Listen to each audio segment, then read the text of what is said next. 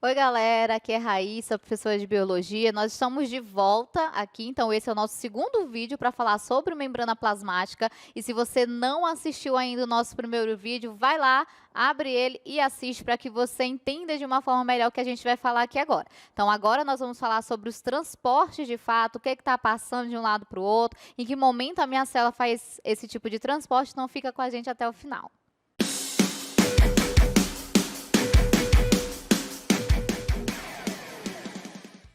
Então, começando aqui, galera, os tipos de transporte que a gente precisa saber lá nas nossas questões.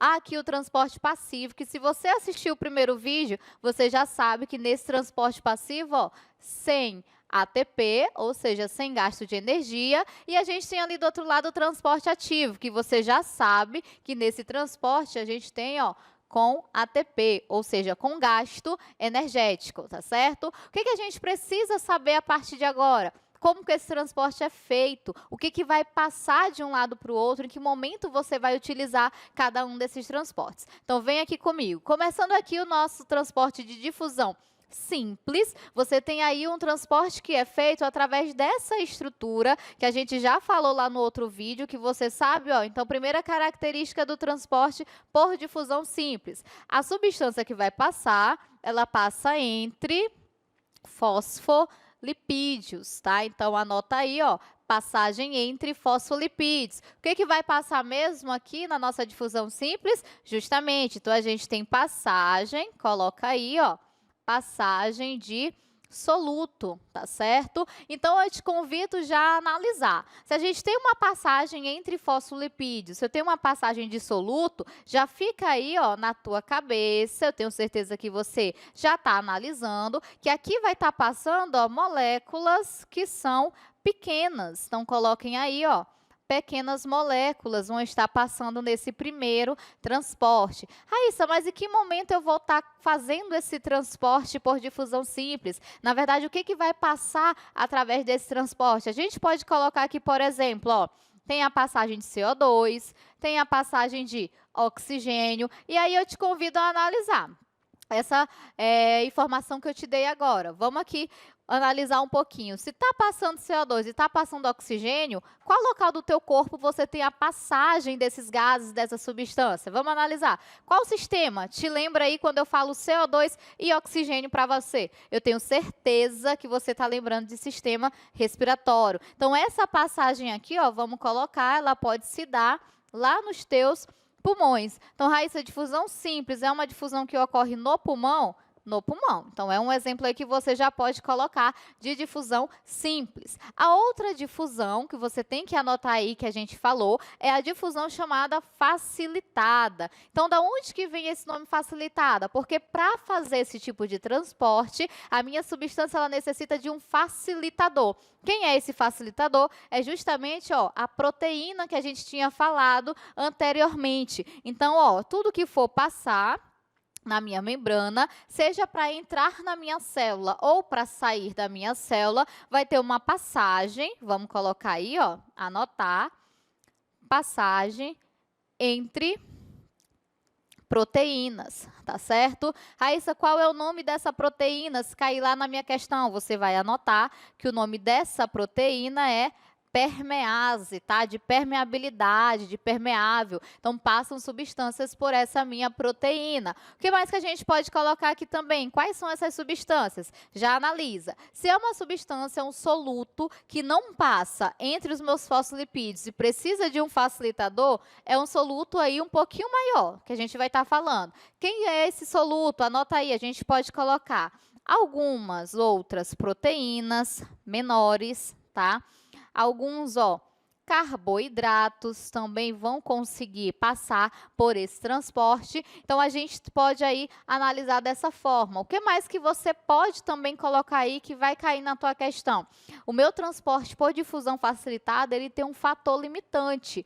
Qual que é o fator limitante? A quantidade de proteínas. Como assim? Analisa aqui. Se você tiver 40 proteínas na tua membrana plasmática, você só vai conseguir transportar por difusão facilitada 40 substâncias de cada vez. Então, o fator limitante da difusão facilitada é a quantidade de proteínas que você tem nessa membrana, tá certo? Osmose, você vai ter a passagem aqui, ó, de solvente. Tá certo? Então, osmose, falou em osmose, a gente está tendo passagem de solvente. Qual é esse solvente, Raíssa, que vai cair lá na minha questão? O solvente que vai cair na tua questão é água. A gente sabe aí que a água, a gente estuda isso lá na bioquímica, que a água ela é o solvente universal. Então, o principal solvente que vai cair na tua questão é água, tá certo? Não tem erro para você, pode colocar lá.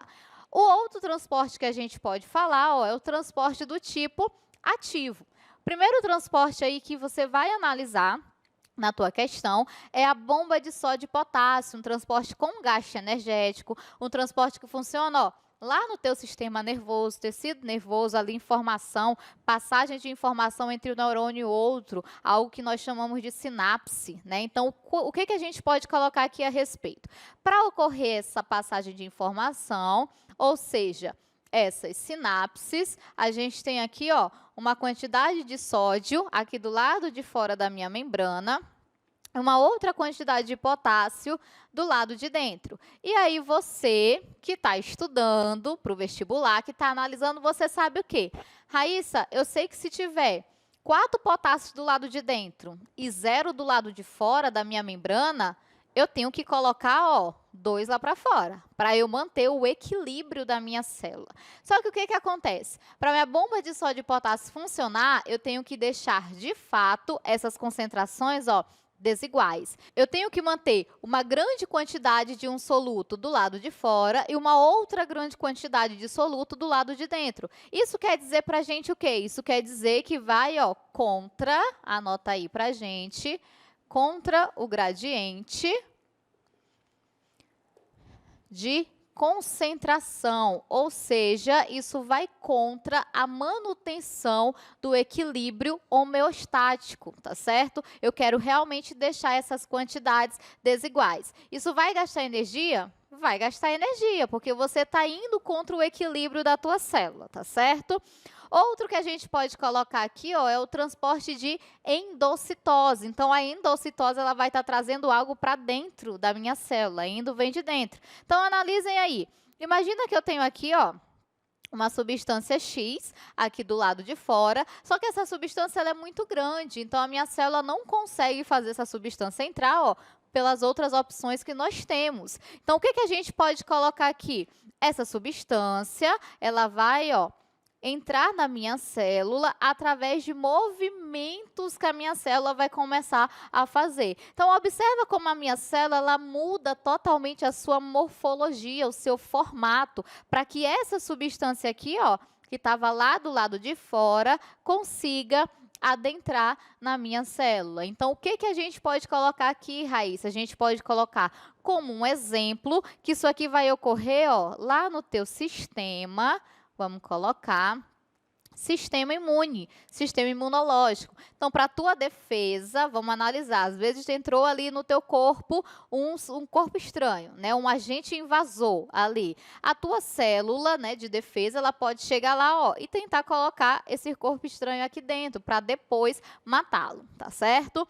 Um outro que a gente pode colocar, ó, é a exocitose, também denominado, vamos colocar aqui, de, ó, plasmocitose, tá? Não esquecendo ainda que a endocitose você pode subdividir em fagocitose, tá? Vamos colocar aqui em cima para você ter o máximo de informação possível, e também a pinocitose, tá? Na fagocitose, você tem a passagem de substâncias que vão ser ali, ó, sólidas, tá bom? Então, anota aí, substâncias sólidas. E na pinocitose, você tem substâncias que são fluidas, tá certo? Então, anotem aí mais essa informação que já responde muitas questões para você.